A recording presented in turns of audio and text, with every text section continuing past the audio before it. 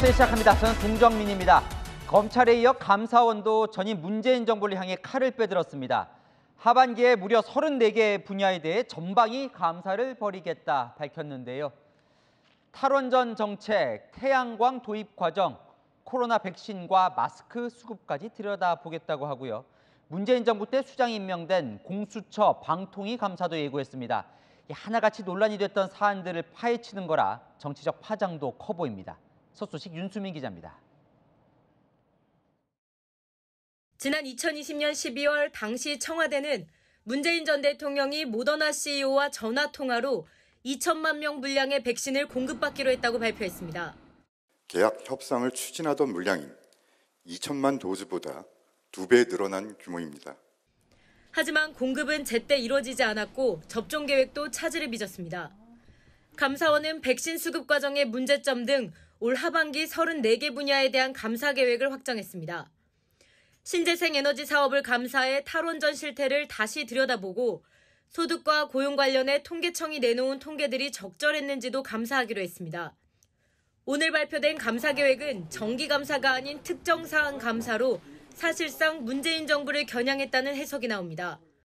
이제 과거를 들여다보기 때문에 정부 출범 초기에는 전 정부에서 한 일들이 전부 감사 대상이 됩니다. 문재인 정부에서 감사 외압이 있었다고 주장하고 있는 유병호 사무총장이 오늘 감사위원회에 직접 출석해 특별사안 감사의 필요성을 설명한 것으로 알려졌습니다. 지금 오히려 바로잡아가고 있다고 생각하고 있습니다. 감사를 지휘하다 보면 정상적인 길을 갈 수가 없을 정도로 압박을 하기 때문에 어려움이 많았습니다. 특정 감사원은 문재인 정부에서 임명된 한상혁 위원장이 자리를 지키고 있는 방송통신위원회와 지난해 출범 뒤 감사를 받은 적이 없는 공수처도 감사 대상에 포함시켰습니다. 채널A 뉴스 윤수민입니다. 오늘 감사원이 확정한 계획 중에 단연 눈에 띄는 건 탈원전 감사입니다. 지난 정부 때 최재형 당시 감사원장이 이미 한번 감사를 했지요. 이번엔 탈원전 정책 결정부터 집행까지, 그러니까 처음부터 끝까지 다 들여다보겠다고 합니다. 저희가 알아보니 필요하다면 문재인 전 대통령도 조사하겠다고 하는데요. 정한희 기자가 이어갑니다. 감사원은 포괄적인 탈원전 감사도 진행하기로 했습니다. 신재생 에너지 사업 추진 전반을 점검하는 차원인데 특히 성역 없는 감사를 강조했습니다. 감사원 관계자는 채널A와의 통화에서 성역 없이 필요하면 다 부른다며 대통령이든 누구든 고위직도 다 불러야 한다고 말했습니다. 이번 감사에서는 탈원전 정책을 결정하고 추진하는 과정에서 문제점이 없었는지 살펴볼 예정인데 전직 대통령이라 할지라도 관련이 있다면 조사하겠다는 취지입니다. 정책 결정 그 자체는 저희들이 감사 대상이라고 생각하지 않고요. 정책 결정에 이르게 된 과정이 적정했는지는 저희들이 감사 대상이라고 생각하고요. 정책의 집행 과정은 저희들이 당연히 감사 대상이 됩니다. 감사원은 지난 2020년 10월 월성 1호기 조기 폐쇄 타당성 관련 감사에서 경제성 평가가 불합리했다고 결론 내린 바 있습니다. 당시 감사 보고서에 대통령이 월성 1호기의 영구 가동 중단은 언제 결정할 계획인지 질문하였다는 대목이 기술되어 있어 문 전 대통령이 이번 감사의 대상이 될 수 있다는 관측도 나옵니다. 문 전 대통령 측은 감사원의 탈원전 재감사와 관련해 특별히 입장을 내놓을 게 없다고 밝혔습니다. 감사원은 지난해 3월에는 산업부의 탈원전 에너지 정책 수립 과정에 대해 절차적 문제가 없다는 추가적인 감사 결과를 내놓기도 했습니다. 감사원 관계자는 당시 감사는 최상위 정책과 상충되는지를 살펴봤다면 이번 감사는 의사결정 과정에 집중될 것으로 보인다고 설명했습니다. 채널A 뉴스 정한입니다. 민주당은 표적 감사라며 격앙된 반응을 보였습니다. 수사권 남용을 지적하며 검찰 권한을 축소했던 것처럼 감사원도 손보겠다는 목소리까지 나왔습니다. 김유빈 기자입니다. 민주당은 정치감사라며 감사원을 비판했습니다. 정부를 지원하는 기관이라는 최재해 원장의 말처럼 전 정부에 대한 먼지 털기식 감사로 전 정권을 털어 그 먼지로 윤석열 정부의 무능을 감추고자 하는 것이라면 정말 한심합니다. 그러면서 감사원의 중립성과 독립성이 훼손됐다며 표적감사 아니냐는 의구심을 갖게 한다고 지적했습니다. 민주당 일각에선 정치보복 감사를 방지하는 감사헌법 개정안의 당론 추진 가능성도 제기됩니다. 개정안에는 정부의 중요 정책 결정과 당부 사항은 감사 대상에서 제외하고 감사원의 감찰 권한 남용을 금지하는 내용이 담겼습니다. 법안을 공동 발의한 전재수 의원은 검찰 수사권 남용으로부터 검찰개혁 논쟁이 촉발됐듯 감사권 남용이 감사원 개혁을 촉발시킬 수 있다고 경고했습니다. 민주당은 내일 법사위에서 감사원을 상대로 감사 배경을 집중 추궁할 것으로 알려졌습니다. 감사원하고 무관하다. 이 우연의 일치들이 다 감사원하고 무관하다고 어떻게 답변하셨어요? 지금도 이 모든 게 다 우연의 일치고 무관한 건가요? 감사의 내용에 따라서 정기적으로 나가는 감사가 있고 또 어떤 첩보나 어떤 이런 거에 대해서 또 수시로 나가는 감사들이고 그렇습니다. 이제 감사의 성격에 따라 틀리기 때문에 모든 걸 같은 잣대로 놓고 이렇게 판단하실 수는 없을 것입니다. 민주당은 감사 배경을 파악한 뒤 구체적인 대응 방안을 마련할 예정입니다. 채널A 뉴스 김유빈입니다. 법인카드 유용 의혹을 받고 있는 이재명 의원 배우자 김혜경 씨가 경찰에 소환돼 조사를 받았습니다. 피의자 신분으로 이 사건과 관련해선 첫 출석이죠. 조금 전 5시간 만에 조사가 끝났다는데요. 경기 남부경찰청 취재기자 연결해 보겠습니다. 신선미 기자, 예상보단 조사가 일찍 끝났습니다. 네, 김혜경 씨는 오후 1시 45분쯤 피의자 신분으로 경기 남부경찰청에 출석했습니다. 지난 9일 경찰이 출석 요구서를 보낸 지 2주 만인데요.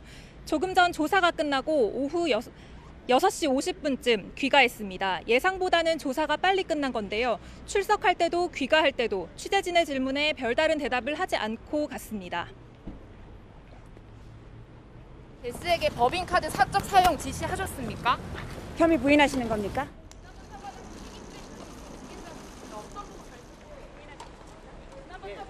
김 씨가 출석하기 전 이재명 의원 측은 SNS를 통해 김혜경 씨가 이른바 7만 8천 원 사건 등 법인카드 관련 조사를 위해 출석한다고 밝혔습니다. 지난해 8월 김 씨가 민주당 인사 3명과 점심 식사를 했는데 이들의 밥값 7만 8천 원을 누가 어떻게 계산했는지가 조사의 핵심입니다. 조사 결과 경기도 법인카드로 밥값이 지불됐고 김혜경 씨가 이런 사실을 알았거나 지시했다면 공직선거법 위반이 됩니다. 이 밖에 김 씨가 이재명 의원이 경기도지사이던 시절 배모 씨를 별정직 5급 수행비서로 채용해 사적 심부름을 시키고 법인카드를 유용하거나 타인 명의로 처방전을 받았는지 등의 혐의도 조사 대상입니다.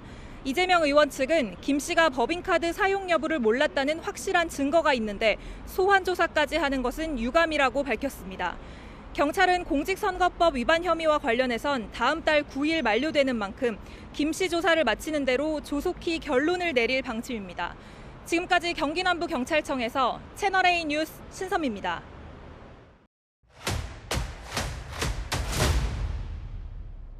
아는 기자, 아자 사회 2부 김희태 차장 나왔습니다. 자, 오늘 이제 김혜경 씨가 경찰에 소환이 됐습니다. 네. 법인카드 유용 관련 의혹인데 민주당 의원들 배우자 밥값을 법인카드로 계산했다. 이게 먼저 지금 주목을 받고 있어요. 네, 그렇습니다. 지난해 8월 민주당 대선 경선 과정에서 김혜경 씨가 민주당 의원 배우자 3명과 서울 광화문 중식당에서 점심을 먹었는데요.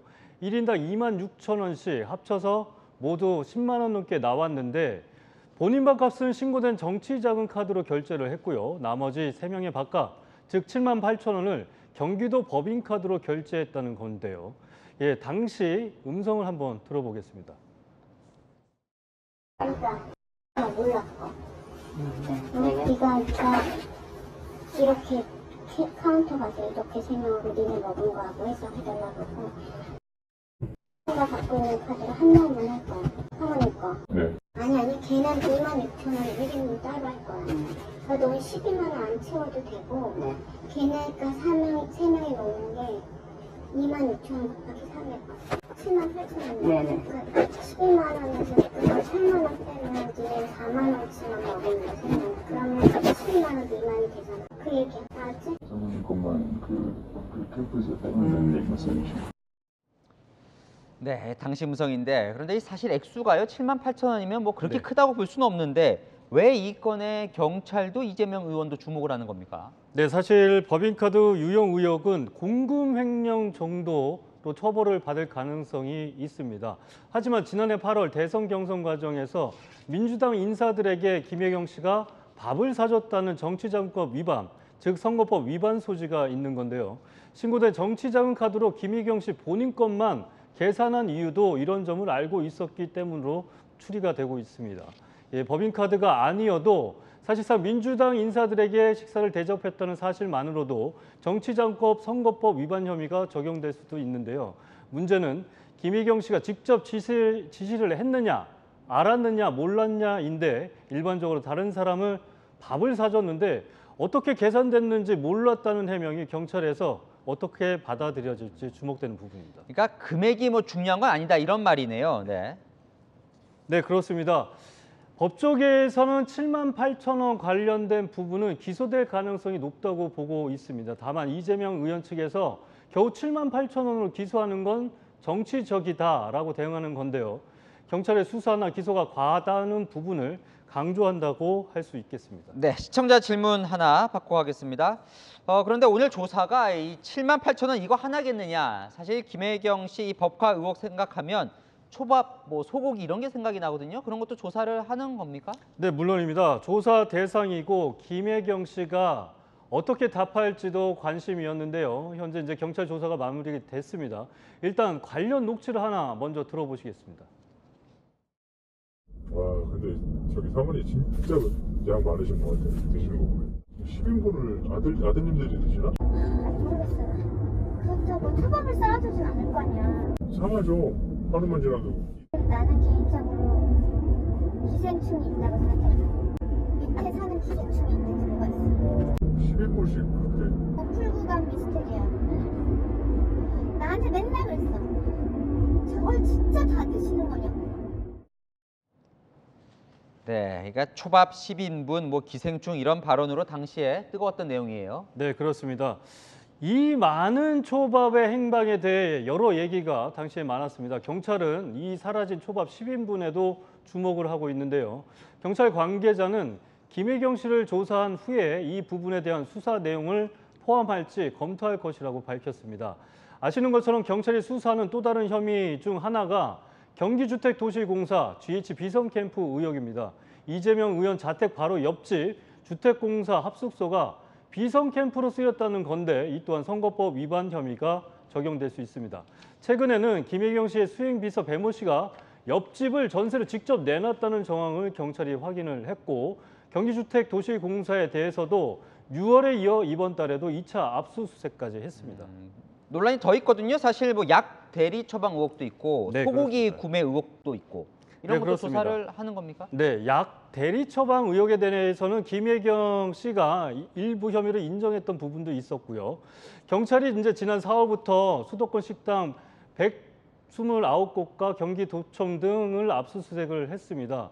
수행비서 배모 씨를 비롯해 여러 참고인들이 경찰에 소환한 데 조사를 받았고요.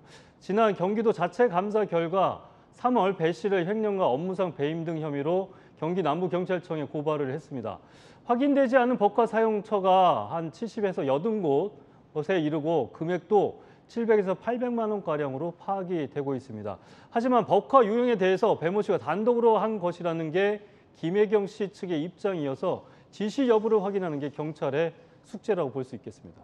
그러니까 이렇게 지금 조사할 게 많아 보이는데 김혜경 씨가 경찰에 출석한 지 5시간 만에 지금 조사가 끝났다는 거예요? 네. 왜 이렇게 빨리 끝났을까요? 네, 현재까지 정확한 경찰의 입장은 나오지 않고 있습니다. 하지만 진술 거부나 묵비권을 행사할 가능성도 있다고 볼 수 있고요. 일부 혐의에 대해서는 인정을 했지만 나머지에 대해서는 진술을 거부했을 가능성도 있습니다. 경찰은 일단 김혜경 씨의 추가 소환 계획은 없다는 입장이고요.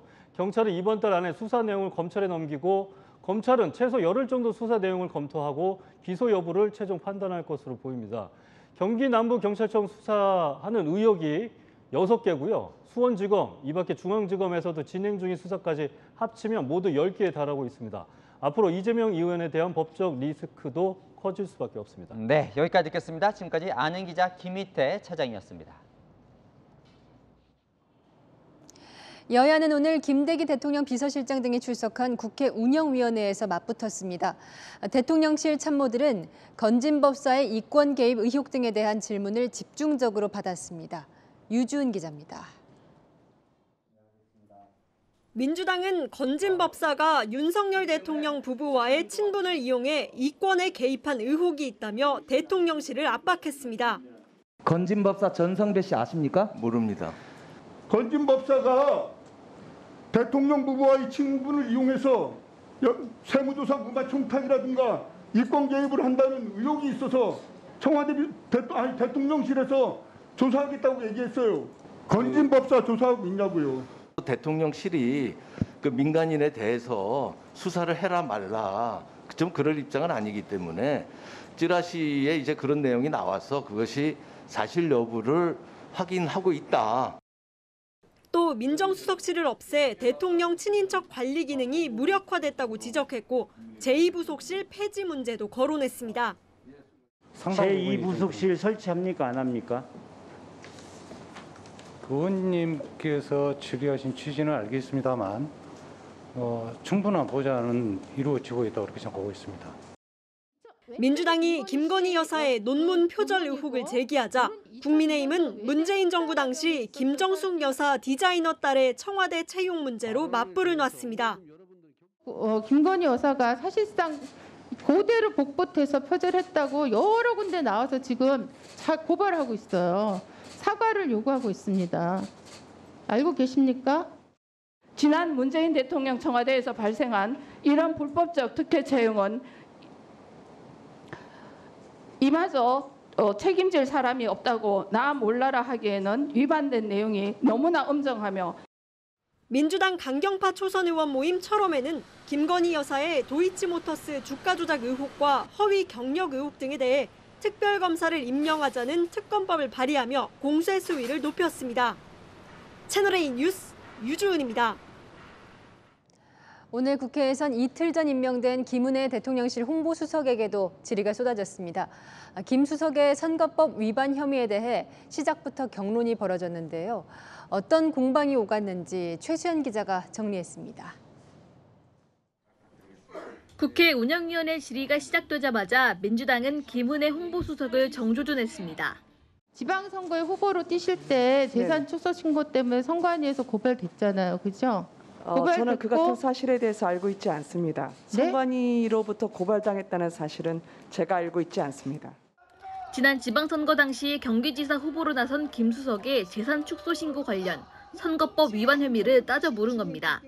아니 어떻게 후보 당사자 지금 6월 1일 투표날 김은혜 후보에 대해서 이의 제기가 모든 경기도 전 투표소지에 다 붙었는데 그걸 모르신다고요? 선관위로부터 제가 고발을 당했나요? 선관위 고발당했다는 걸 지금 8월 23일 이날까지 모르고 있었다고 답변했다. 이걸 전 국민이 보고 있습니다. 제가 들어가세요. 후보 다시 말씀드리도록 하겠습니다. 강 의원은 뒤늦게 고발 주체가 선관위가 아니라고 정정하기도 했습니다. 김대기 비서실장은 민주당의 사적 채용 공세를 적극 방어했습니다. 결정적으로 들어오는 분들 숫자가 지금 윤석열 정부가 과하게 지금 많다고 생각하십니까? 그 거의 비율은 비슷하다고 봅니다. 저도 대통령실은 지금 이제 5번째인데 과거에도 다 그랬습니다. 대통령실을 공개 채용한 사례는 없습니다. 제가 알기로는 없습니다. 국정 전반 난맥상에 대한 책임론 공세에도 선을 그었습니다. 우리 비서실장께서 혹시 대통령께 사의를 표명한 적이 있습니까? 없습니다. 저는 비서실 어떤 직원들도 마음대로 사의를 표명할 그런 권한이 없다고 생각하는 사람입니다. 민주당은 윤재순 총무비서관을 향해서도 공세를 이어갔습니다. 한남동 공관을 근데 왜 입주 못합니까? 그건 제가 답변할 위치에 있지 않고요. 공사하시는 총괄하시는 비서관 따로 있지 않습니까? 아니 공사 책임자한테 물어야 됩니까? 대통령실이 이 정도밖에 안 됩니까? 민주당은 회의 시작에 앞서 대통령실의 자료 제출 거부가 도를 넘었다며 태도를 문제 삼기도 했습니다. 채널A 뉴스 최수연입니다. 이준석 전 국민의힘 대표가 낸 가처분 신청을 심리 중인 법원은 다음 주 이후에나 결론을 내겠다며 고심을 이어가고 있는데요. 이 와중에 이 전 대표가 법원에 낸 자필 탄원서가 공개가 돼 종일 시끄러웠습니다. 윤석열 대통령을 신군부에 비유를 했거든요. 주호영 비대위원장은 이 전 대표가 독재자가 된 것 같다고 비판했습니다. 김단비 기자입니다. 이준석 전 국민의힘 대표가 법원에 가처분 인용을 호소하며 낸 4쪽짜리 분량의 자필 탄원서입니다. 이 전 대표는 탄원서에서 지금의 상황이 사법부에 의해 바로잡아지지 않는다면 사태를 주도한 절대자는 비상계엄 확대에 나섰던 신군부처럼 비상 상황에 대한 선포권을 더 적극적으로 행사할 가능성이 있다고 주장했습니다. 윤석열 대통령을 절대자 신군부에 빗대며 비대위 전환에 영향력을 행사했다는 주장을 편 겁니다. 이 전 대표는 또 절대자와 가까운 사람으로부터 윤리위 징계와 경찰 수사 무마 조건으로 대표에서 물러나라는 제안을 받았다고도 했습니다. 주호영 비대위원장 김기현 의원이 가처분 기각 가능성을 언급한 배후에 윤 대통령이 있다는 주장도 했습니다. 대통령실은 언급하는 것이 적절하지 않다며 무대응 기조를 이어갔고 실명이 거론된 두 사람은 이 전 대표를 강하게 비판했습니다. 이준석 대표가 독재자가 된 것 같아요. 본인 생각으로 전부 재단하고 그러는데. 김기현 의원은 안전핀이 뽑힌 수류탄은 정말 위험하다며 상상이 지나치면 망상이 되어 자신을 파괴한다는 교훈을 되새겨 보라고 했습니다. 탄원서가 공개된 것에 대해 이 전 대표는 자신을 공격하기 위한 의도적 유출이라며 유출자로 당을 지목했습니다. 비대위는 오늘 당 원로들을 만나 수습 방안에 대한 조언을 구했는데 한 원로는 당대표 지낸 사람이 소송을 제기하고 법원에 나오는 걸 보고 국민들이 한심하다고 생각했을 것이라고 지적했습니다. 채널A 뉴스 김단비입니다.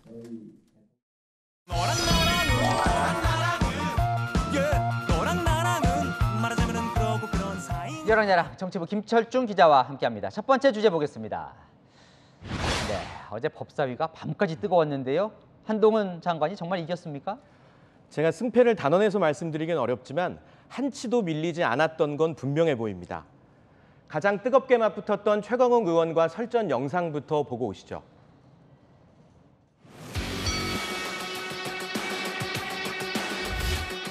저는 저의 형사사건의 가해자인 의원님께 저한테 이런 질문하는 것 자체가 이상하다고 생각합니다. 백이 가해자고 내가 피해자죠. 백이요? 백이라고 말씀하셨어요? 백이라고 얘기했습니다.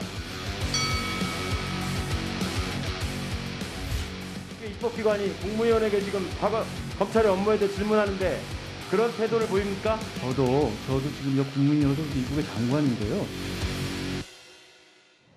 저 두 사람이 악연이 깊으니까요. 그런데 한 장관과 이 민주당 의원들 이 설전이 계속 벌어지던 것 같던데요. 네, 민주당 의원들과 계속해서 부딪혔는데요. 공통적으로 부딪힌 대목, 바로 한 장관의 답변 태도였습니다. 장관님이 대통령의 권한을 넘어설 수 있습니까? 아주 심플한 질문입니다. 너무 심플해서 질문 같지가 않습니다. 말씀을 하세요 그냥. 저런 태도에 대해서 답변을 하세요 그냥. 말씀하세요. 질문했으니까 답변하세요. 제가 위원님처럼 반말하진 않았죠. 그런 감정들 표출하고 격한 그 행동들 하시는 게 장애물이 되고 있다. 사과를 하라 말씀을 드리면 사과하지 않으시겠죠. 다만 한 번도. 참 영상 보면 양쪽 모두 답답하네요. 어제 저 상황 어떻게들 평가를 합니까? 네, 민주당 지도부는 어제 화가 덜 풀렸는지 오늘도 발끈했습니다. 한마디도 지지 않겠다라고 외치는 듯한 한동훈 법무부 장관의 태도는 마치 미운 7살 같았습니다. 의외의 평가도 나왔습니다. 진중권 작가는 한동훈 장관에게 최광욱 의원 같은 사람이 있어주는 게 도움이 될 것이라고 말했습니다. 민주당과 한 장관의 충돌이 하루 이틀 일은 아닌데요. 양쪽 모두 감정을 앞세우지 말아야겠습니다. 네, 다음 주제 넘어가 보겠습니다. 청와대 품격 논쟁이 벌어졌다. 무슨 이야기일까요? 네, 대통령실의 용산 이전으로 청와대가 개방된 지 100일이 좀 지났죠. 탁현민 전 청와대 의전비서관은 청와대 개방은 실패한 결정이라며 국가의 품격이 떨어졌다고 혹평을 했습니다. 자, 품격 뭐가 문제라는 걸까요? 자, 지금 이제 사진이 나오는데 이 사진과 관련이 있나 보죠? 네, 그렇게 보이는데요. 어제 패션 잡지 보그코리아가 찍은 사진을 공개했습니다. 그러니까 저 모델이 있는 곳이 이제 청와대인 것 같네요. 네, 이곳은 지금 나오는 곳은 청와대 본관 로비 계단이고요. 다음은 만찬 장소였던 영빈관 내부 모습입니다. 이곳은 외변 접근을 하던 상춘제입니다. 탁 전 비서관이 이 화보를 직접 지목하지는 않았지만 상업적으로 활용된 걸 비판했다는 해석이 나옵니다. 어쨌건 저 보그코리아가 청와대 안에서 촬영을 할 때 허가는 받았겠죠? 네, 청와대 개방을 담당하는 문화재청은 세계적인 패션 잡지와 함께 한복을 새롭게 해석하기 위해 협업한 것이라고 해명했는데요. 최근 청와대에서 가수가 공연 촬영을 하는 등 상업적 활용 논란이 계속됐거든요. 문화재청은 촬영과 사용 허가 기준을 보다 엄격히 하겠다고 밝혔습니다. 글쎄요. 시각에 따라 좀 다를 것 같아요. 어떻게 뭐 상업적인 것만 좀 조심하면 뭐 자유롭게 활용되는 걸 좋게 볼 수도 있을 것 같고요. 네, 국회 상임위원들은 다음 달 청와대를 방문해 활용 방안을 점검한다고 하는데요. 정파적, 정략적 방안이 아닌 국민을 더 행복하게 할 수 있는 활용 방안이 많이 나오기를 기대해 봅니다. 네, 지금까지 여랑야랑이었습니다. 올해 2월 24일 새벽에 시작된 러시아의 우크라이나 침공이 내일이면 딱 6개월이 됩니다. 우크라이나 북동부와 남부에서 탱크와 장갑차를 앞세워 밀고 들어왔던 러시아. 개전 초기만 해도 사흘이면 장악할 수 있다고 큰 소리쳤지만 전쟁은 끝날 기미가 안 보이고 있죠. 우크라이나도 필사적으로 맞섰지만 국토의 21%, 그러니까 우리나라 면적보다 넓은 지역을 빼앗겼습니다. 양측에서 숨지거나 다친 사람은 15만 명에 달하고 전쟁에 투입된 비용도 우리 돈 약 417조 원에 이르는 것으로 추정됩니다. 이렇게 양쪽 다 출혈이 심한 이번 전쟁이 한반도처럼 분단 상황으로 장기화될 수 있다는 관측도 나옵니다. 박수유 기자가 보도합니다.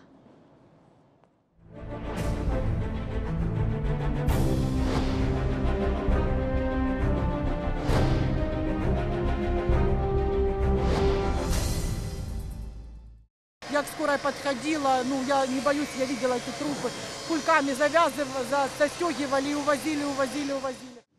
우크라이나 하르키우에 러시아군이 쏜 미사일이 떨어져 최소 17명의 민간인이 희생되자 우크라이나는 크림반도 내 러시아 해군 사령부의 일부 건물을 드론으로 공격해 폭파시켰습니다. 러시아가 우크라이나를 전격 침공한 지 6개월. 전쟁은 지금도 이어지고 있습니다. 양국 사상자만 약 15만 명에 이르고 전쟁에 투입된 비용은 우리 돈 417조 원에 달해 하루 2조 3천억 원이 소모되고 있습니다. 특히 우크라이나 남부 도시 마리우폴은 90%가 파괴됐습니다. Мені здається, не тільки в мене, але у всіх українців час ніби зупинився. Всі живуть у якомусь такому підвішеному стані. 현재 남은 우크라이나인은 채널A와의 인터뷰에서 도움을 호소했습니다. Знаєте, ці 6 місяців вони вартують, якщо не 6 років, може більше проміжку часу. Цю допомогу як інвестицію в свою безпеку, в безпеку всього світу. 세계 2위의 군사력을 자랑하던 러시아도 최대 8만 명의 사상자가 발생했습니다. 러시아 국민들도 서방 국민들의 경제 제재 등으로 피해를 떠안았습니다. Из-за этой ситуации я планировала поступать в одно заведение, но не получилось. Связано с тем, что планировала обучаться за границей, теперь такой возможности нет, к сожалению, для... 마치 1953년 휴전 이후 종전이 되지 않은 한반도 상황처럼 전쟁이 장기화될 수 있다는 관측도 나옵니다. 채널A 뉴스 박수유입니다. 이번 전쟁의 피해자는 전 세계라 해도 과언이 아닙니다. 특히 유럽은 에너지 문제로 사실상 인질 신세가 됐습니다. 가스 가격이 전쟁을 거치는 동안 1000%, 10배 이상 급등해서 러시아가 가스관 밸브 잠그는 신용만 해도 유럽 전체가 전전긍긍합니다. 조은하 특파원이 취재했습니다. 독일 가정은 올여름 닥친 이례적 폭염과 가뭄보다 겨울이 더 걱정입니다. 프랑크푸르트 인근에 사는 이브 씨는 열 손실을 막기 위해 이중 창문을 설치했습니다. 최근 에너지 효율이 높은 냉장고도 새로 구입했습니다. Ich könnte mir vorstellen, dass es fast aufs Doppelte steigt. 난방시설이 있는 지하도 살펴봤습니다. 독일 가정에선 에너지 절약 방법을 치열하게 고민하고 있는데요. 설정된 시간이 지나면 자동으로 불이 꺼지는 타이머 버튼도 설치했습니다. 러시아 국영 가스프롬이 유럽으로 천연가스를 공급하는 해저 가스관 유지 보수를 이유로 사흘 동안 가동을 중단한다는 소식에 가스 선물 가격은 하루 새 19% 급등했습니다. 1년 전과 비교하면 1000% 이상 높은 가격입니다. 러시아 가스 의존도가 절반에 달하는 독일에선 소비자들에게 인센티브를 제시했습니다. Wo wir den Bürgerinnen und Bürgern in Mannheim und in der Region in dieser Industriestadt Geld zurückgeben, und zwar in dem Moment, wo sie Gas sparen, und zwar mehr als in den beiden jeweiligen Vorjahren. 유럽 경제를 떠받쳐온 독일의 지난달 소비자 물가는 7.5% 급등했고 주요국들도 일제히 고공행진 중입니다. 수입 경로 다변화는 당장 불가능해 올겨울 에너지 절약 외에는 동원할 수 있는 대책도 없어 더 답답합니다. Wir haben ernste Zeiten, das glaube ich weiß jeder und jede in diesem Land. Ernste Zeiten, die uns auch noch viel abverlangen werden, was diesen Winter und das nächste Jahr betrifft. 유례없는 물가 급등에 주요국들이 기준금리 인상에 속도를 내고 있어 동시에 경기 침체를 겪는 스태그플레이션 공포도 커지고 있습니다. 프랑크푸르트에서 채널A 뉴스 조은아입니다. 우리는 먹거리 물가로 우크라이나 전쟁의 영향을 체감하고 있죠. 특히 식용유와 밀가루 가격이 많이 올랐습니다. 연말까지 더 오를 수 있다는 전망도 나옵니다. 안보겸 기자가 보도합니다. 13년째 서울 용산구에서 분식집을 운영하는 최순여 씨. 튀김 가격을 200원 올려 한 개에 800원에 팔고 있습니다. 러시아의 우크라이나 침공 이후 식재료 가격이 폭등한 여파를 그대로 맞았습니다. 분식집에서 즐겨 먹는 튀김인데요. 튀김의 핵심 재료인 식용유 가격은 1년 새 56% 가까이, 밀가루는 36% 넘게 올랐습니다. 3월 달까지는 38,000원, 39,000원이었어요. 엊그저께는 65,000원에 들어오고 얼마냐가 지금 7만 원이라고. 세계 식용유와 곡물 주요 공급 지역인 러시아와 우크라이나가 전쟁에 휘말리면서 수급 불안을 불러온 겁니다. 이어 식용유 품귀 현상이 빚어진 인도네시아가 지난 4월부터 한 달 이상 팜유 수출을 중단하면서 국내 일부 마트에서는 한때 식용유 구매 제한 조치까지 취해졌습니다. 문제는 2분기 고점을 찍었던 국제 곡물 가격이 3분기 수입 가격에 반영되면서 곡물 수입 가격이 16% 정도 더 오를 수 있다는 점입니다. 식용유, 밀가루 가격 상승이 라면, 과자 등 가공식품 가격을 더 밀어올릴 가능성도 있습니다. 공급망이 차단이 돼가지고 물가 상승은 당분간은 상당히 높을 것으로 전망하고 있어요. 전쟁 장기화에 최근 폭우 영향으로 농산물 가격까지 오르면서 한국은행이 이틀 뒤 현재 4.5%인 올해 소비자 물가 상승률 전망치를 5%대까지 올릴 것이란 전망도 나옵니다. 채널A 뉴스 안보겸입니다. 참 악재가 겹치는데요. 이번엔 아프리카 돼지 열병입니다. 강원 양구에서 발병한 지 나흘 만에 경북 영주까지 뚫렸습니다. 이 근처엔 양돈 농가들이 밀집되어 있거든요. 그러잖아도 비싼 돼지고기 가격 더 오를까 걱정입니다. 박지혜 기자입니다. 소백산 국립공원 일대.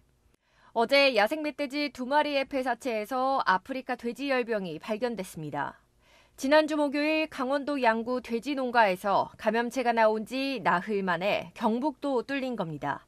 정부는 어젯밤 긴급 방역회의를 소집했습니다. 농식품부 관계자는 집중호우 때문에 산에서 오염원이 떠내려와 바이러스가 전파될 가능성이 있다며 전국이 위험권이라고 밝혔습니다. 영주의 돼지 농가는 37곳 정도인데 붙어있는 강원 영월과 충북 단양, 경북 봉화, 안동, 예천의 농가는 모두 140곳이 넘습니다. 순식간에 전국으로 퍼질 수도 있는 상황. 살처분도 걱정이지만 전국 농가 곳곳에 이동 중지 명령만 떨어져도 돼지고기 값이 들썩일 수밖에 없습니다. 돼지고기 가격은 작년 평균보다 10% 넘게 오른 상태인데요. 여기서 수급이 더 줄면 가격이 더 오를 수 있다는 우려도 나옵니다. 돼지고기가 오른 지가 꽤 돼요. 한 돈만 원 한 팩에 조금 낮은 거 살려고 그러고. 정부는 가격 안정을 위해 다음 달 8일까지 2등급 이상 고품질 돼지를 도축하면 마리당 10,000원씩 지원금을 주겠다고 밝혔지만 효과가 있을지는 의문입니다. 채널A 뉴스 박재입니다. 지난해 7월 7일 코로나로 피해본 소상공인들에게는 너무나 중요한 날입니다. 이날 이후에 발생한 손실만 보상을 받을 수 있거든요. 그 전에 손실본 소상공인들이 억울하다고 행정소송을 냈고 이 법원도 일리가 있다면서 헌법재판소에 위헌 여부를 따져달라고 요청했습니다. 사공성근 기자입니다.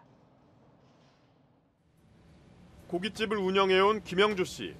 코로나 유행 당시 거리두기와 집합금지 조치는 악몽이 됐습니다.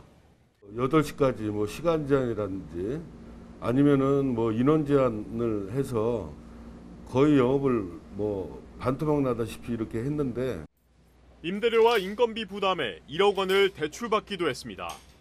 최근 정부에서 손실 보상금을 받았지만 지난해 하반기분 1,500만 원이 전부. 소상공인 지원법이 공포된 지난해 7월 7일 이후 손실만 보상하도록 정했기 때문입니다. 결국 자영업자 만여 명은 소급 보상을 요구하며 행정소송을 냈습니다. 처음 집합금지 명령이 내려졌던 2020년 3월 18일로 기준일을 앞당겨야 한다는 겁니다. 7월 달 이전 거는 소급 적용을 하나도 받지 못했습니다. 한 18개월 동안 고통 속에 사는 이 자영업자들을 위해서 법을 개정해서 법원도 이 주장에 일리가 있다고 봤습니다. 집합금지 명령은 7월 7일 전후로 큰 차이가 없다며 해당 규정이 평등 원칙에 반한다고 의심할 상당한 이유가 인정된다고 밝힌 겁니다. 헌법재판소에 위헌 여부를 따져달라고 제청한 이유입니다. 국회 입법 당시 여당은 대상업종 확대가 사실상 소급보상이라는 논리를 폈습니다. 폭넓고 두텁고 신속하게 피해 지원 방식으로 소급의 의미를 담는 것이 헌재 판단에 따라 책임 논란이 불거질 전망입니다. 채널A 뉴스 사공성근입니다. 이번에는 시청자의 제보로 만든 뉴스입니다.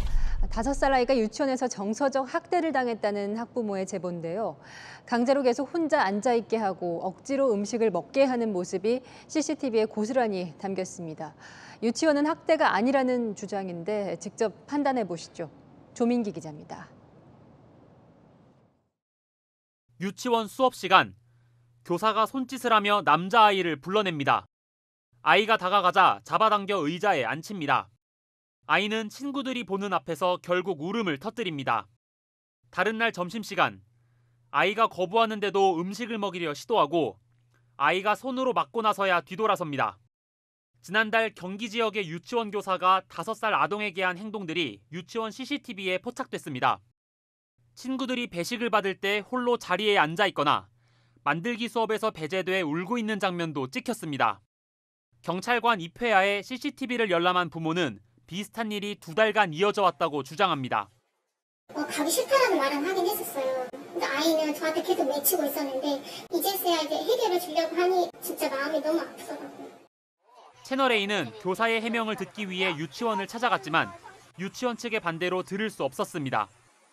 대신 교사는 부모에게 자신의 행위를 인정한 바 있습니다.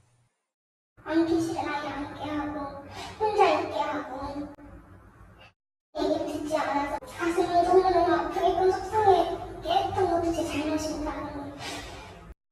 하지만 유치원 측은 단순 실수일 뿐 학대가 아니어서 문제될 게 없다고 밝혔습니다. 이 영상을 확인한 전문가는 정서적 학대의 위험성을 경고합니다. 보통 정서적 학대를 받은 아이는 집에 가서요, 두려워해요. 어른들하고 대인관계를 잘 못하고. 경기 북부경찰청은 조만간 CCTV 영상을 확보해 정확한 사건 경위를 조사할 예정입니다. 채널A 뉴스 조민기입니다. 이혼 소송을 하던 남성이 상대 측 법률사무소 직원에게 흉기를 휘둘렀습니다. 대구의 법률사무소에서 방화로 직원들이 숨진 지 2달 만에 또 비슷한 사건이 일어난 겁니다. 최승현 기자입니다. 소방 구급차 2대가 급히 현장을 벗어납니다. 잠시 뒤 경찰관들이 모이더니 검은색 옷을 입은 남성을 체포해 어디론가 데려갑니다.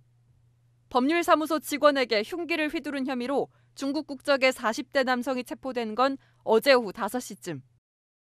근데 경찰이 시민이 그래서 쫓더라고요. 가봐도 이게 그 사람이 뒤에가 반짝이 없더라고요. 이혼 소송 협의를 하던 중 아내 측 변호사 사무실 직원과 말다툼을 벌였고 이후 다시 찾아가 흉기를 휘두른 겁니다. 남성은 위자료가 너무 많다며 언성을 높였고 사무실 직원이 경찰에 신고하자 자리를 떴습니다. 경찰은 전화상으로 위협적인 행동을 하면 처벌받을 수 있다고 경고했지만 2시간 반쯤 뒤 다시 찾아가 범행을 저지른 겁니다. 남성은 범행에 이용한 흉기를 인근 식당 앞에 버리고 사건 발생 5분 만에 자수했습니다. 경찰은 주변을 수색해 흉기를 찾아낸 뒤 남성을 경찰서로 연행했습니다. 직원은 중상을 입고 병원으로 옮겨져 치료를 받고 있습니다. 지난 6월 대구 법률사무소 방화살인 사건으로 7명이 숨진 지 2달여 만에 비슷한 사건이 또 일어난 겁니다. 법조계에선 변호사와 직원에 대한 보복범죄 방지를 위한 법 개정을 추진하고 있습니다. 민사사건이라든지 법률사무소의 사무 직원이라든지 이런 분들에 대한 내용은 누락이 되어 있거든요. 경찰은 남성에게 살인 미수 혐의를 적용해 구속영장을 신청할 예정입니다.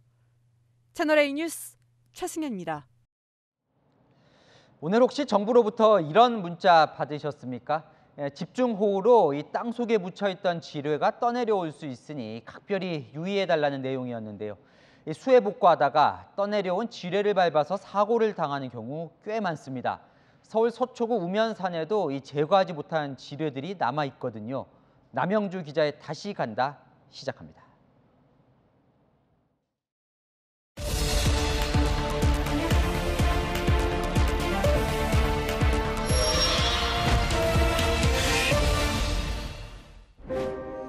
묘지 옆에 무성해진 잡초를 정리합니다. 묘의 주인은 굴착기 기사인 문모 씨. 지난달 강원도 철원에서 수해 복구 중 지뢰가 터져 숨졌는데 시신 수습도 어려웠습니다. 오늘은 찾으면 했는데 오진 않았어요. 작년은 원래 찾아주려고 그래 포기하고 왔어요. 문 씨의 생명을 빼앗은 건 대전차 지뢰였습니다. 폭발로 부서진 굴착기 파편입니다. 성인이 들기 힘들 만큼 무거운 부품인데 폭발 충격으로 엿가락처럼 휘어졌습니다. 사고 일주일 전 집중호우로 떠내려온 유실지뢰로 추정되는데 경찰은 군청 직원과 중장비 업체 대표를 과실치사 혐의로 입건해 조사 중입니다. 김철기 씨가 홀로 살고 있는 집에는 의자가 곳곳에 놓여 있습니다. 신발을 그냥 이렇게 신기가 어렵거든요. 혼자 하기가 쉽진 않아요. 옷 갈아입을 때는 앉아서 꼭 바지를 입어야 되고. 김 씨가 사고를 당한 건 지난해 6월. 비가 내린 다음 날 한강 하구에서 쓰레기를 정리하던 중이었습니다. 발목 지뢰로 불리는 플라스틱 대인 지뢰를 밟은 겁니다. 강력한 스프링을 밟은 느낌이었어요. 튕겨져서 뒤로 넘어졌어요. 오른쪽 다리 들어봤더니 장화 아래쪽이 없는 거예요. 이 사고로 시청 공무원 등 6명이 과실치상 혐의로 검찰에 넘겨졌지만 결론은 증거 불충분이었습니다. 직경이 4.5, 높이가 4cm밖에 나 아주 작은 지뢰예요. 플라스틱 지뢰인데 이거는 아주 가벼워서 물에 떠가지고 그냥 떠내는데. 실험 영상을 보면 위력을 실감할 수 있습니다. 굉음과 함께 폭발이 일어나고 군화의 뒷부분이 산산이 찢겨나갔습니다. 지뢰 수색과 제거는 군이 맡고 있습니다.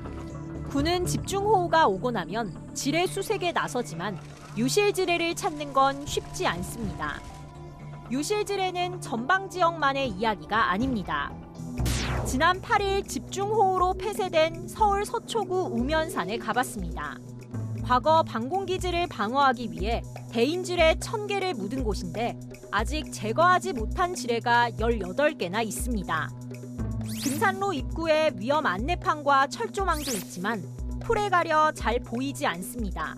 지뢰 위험지대 바로 옆에는 주민 체육시설도 있습니다. 유실지뢰가 발생하게 되면 지뢰지대 자체가 더 넓어지기 때문에 그 위험도가 더 높아질 수밖에 없는 상황이라고 볼 수 있습니다. 전국에 매설된 지뢰는 82만 개. 후방에도 3,000개 가까운 지뢰가 남아 있습니다. 모두 우리 군을 방어하기 위해 매설된 지뢰들입니다. 경험이 부족한 사병들이 탐지와 제거에 투입되다 보니 사고 위험도 높은 상황. 민간 전문가를 투입하자는 법안이 지난해 발의됐지만 국회를 통과하지 못했습니다. 시민들의 안전을 위해 지뢰 수색과 제거에 더 많은 지원이 필요해 보입니다. 다시 간다, 남영주입니다. 정부가 지난 호우 피해가 컸던 서울 강남역을 비롯해서 광화문 도림천에 빗물 터널을 설치하기로 했습니다. 윤석열 대통령은 이번 호우 때 톡톡히 역할을 한 양천구 빗물 터널을 오늘 찾았습니다. 김예지 기자입니다. 위험을 알리는 경보음과 함께 거센 흙탕물이 쉴 새 없이 흐릅니다. 산책로는 온데간데 없고 가로수는 물살에 위태로워 보입니다. 상습 침수구역인 강남역 일대는 물바다로 변했습니다. 범람했던 신림동 도림천을 포함해 강남역과 광화문 등 3곳에 침수 방지 시설이 신속하게 건설됩니다. 강남역과 한남대교 사이 약 3km 구간에 지하 빗물 터널을 설치해 빗물을 저장했다가 비가 그치면 한강으로, 광화문에는 니은자 형태의 빗물 터널을 만들어 청계천으로 내보내겠다는 구상입니다.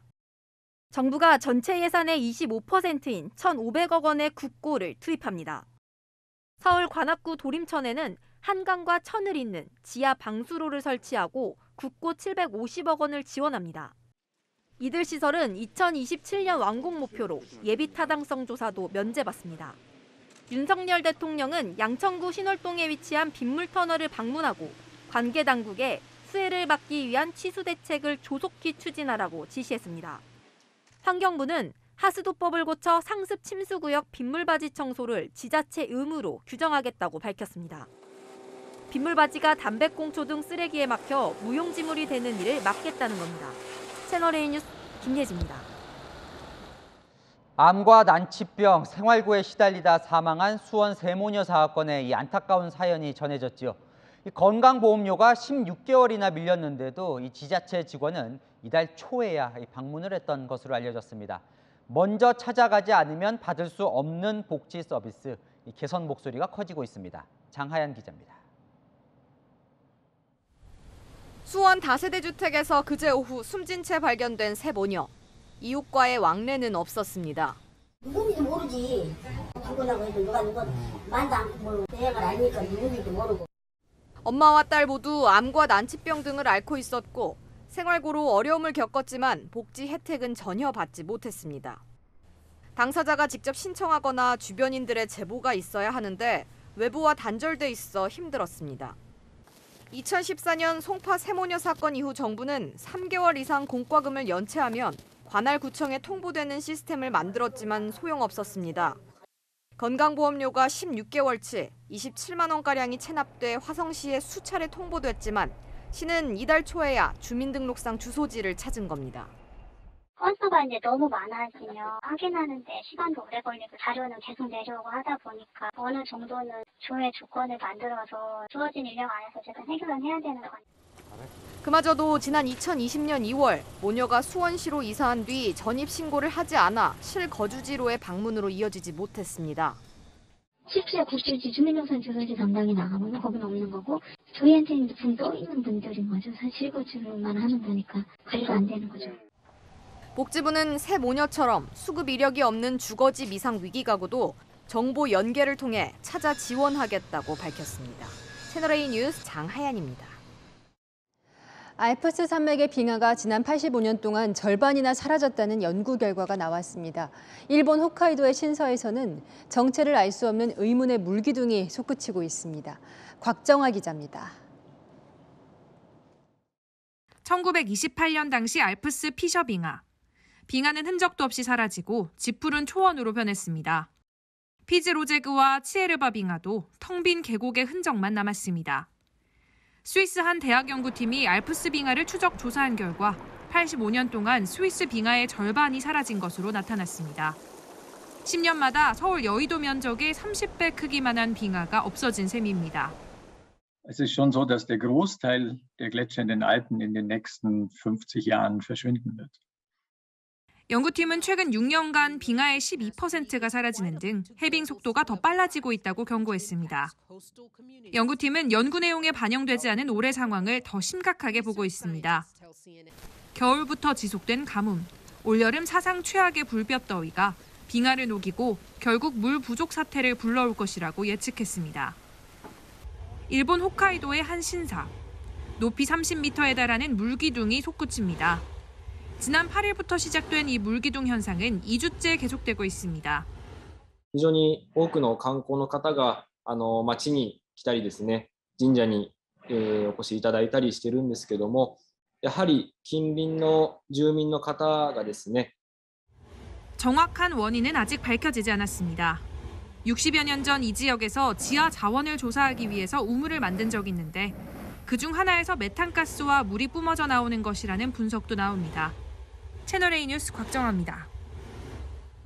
북한 김정은을 방문하기도 했던 코트의 악동이죠. 데니스 로드먼이 이번엔 러시아 푸틴 대통령과의 친분을 과시하고 나섰습니다. 억류 중인 미국 농구 선수 석방을 돕겠다는데 미국 정부는 말립니다. 조현선 기자입니다.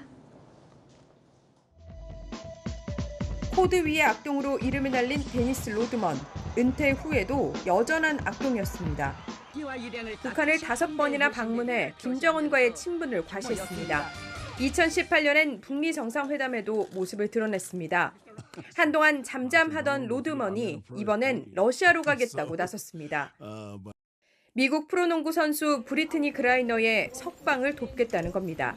그라이너는 러시아 프로농구팀에서 뛰다 지난 2월 마약 소지 혐의로 체포돼 수감 중입니다. 미국 정부는 부당한 구금이라고 맞서고 있습니다. Rodman says he has permission to go. However, he did not specify where that permission came from. 로드만은 푸틴 대통령이 뒤끝이 없다, 푸틴을 잘 안다고 자신한 것으로 전해졌습니다. 앞서 로드만은 2018년 북한에 억류된 한국계 미국인 케네스 베이의 석방을 도왔다고 주장해왔습니다. 정작 미국 정부는 난색을 표합니다. We believe that anything other than negotiating further through the established channel is likely to complicate and hinder those release efforts. 미 국무부는 로드먼이 미국 정부를 대신해 러시아로 가는 일은 없을 거라고 강조했습니다. 채널A 뉴스 조현선입니다. 오늘은 더위가 그친다는 절기처서입니다. 내일부터는 더위가 한풀 꺾일 텐데요. 다만 내일 오전까지 남부를 중심으로 비가 오락가락 이어지겠습니다. 비의 양은 남부와 제주에 5에서 30mm가 예상되는데요. 비가 내릴 때는 돌풍과 벼락을 동반할 수 있어 주의하셔야겠습니다. 내일부터는 더위가 누그러지겠습니다. 오늘 서울은 낮 최고 기온 30.2도를 기록한 가운데 내일은 한낮에 27도, 대구는 25도로 오늘보다 3도가량 떨어지겠습니다. 아침에는 서울은 23도, 강릉은 21도로 선선하겠고요. 한낮에는 서울 27도, 전주는 28도, 광주는 30도가 예상됩니다. 목요일과 금요일에는 충청과 경북에 비 소식이 있겠고요. 기온은 점차 내림세를 보이겠습니다. 날씨였습니다. 푸틴 러시아 대통령 처음엔 사흘이면 우크라이나를 점령할 수 있다고 봤다죠. 오판이었죠. 내일이 6개월인데 지금도 답보 상태니까요. 문제는 앞으로입니다. 1980년대 이란 이라크 전쟁 8년 걸렸고 소련 아프가니스탄 전쟁 10년 걸렸습니다. 이 두 전쟁 공통점은요. 그렇게 오래 싸워도 승자가 없었습니다. 모두가 패자였죠. 이미 양국 15만 명이 죽거나 다쳤습니다. 오판이 부른 비극은 지금이라도 멈춰야 합니다. 마침표 찍겠습니다. 전쟁을 멈춰라. 뉴스에 마칩니다. 감사합니다.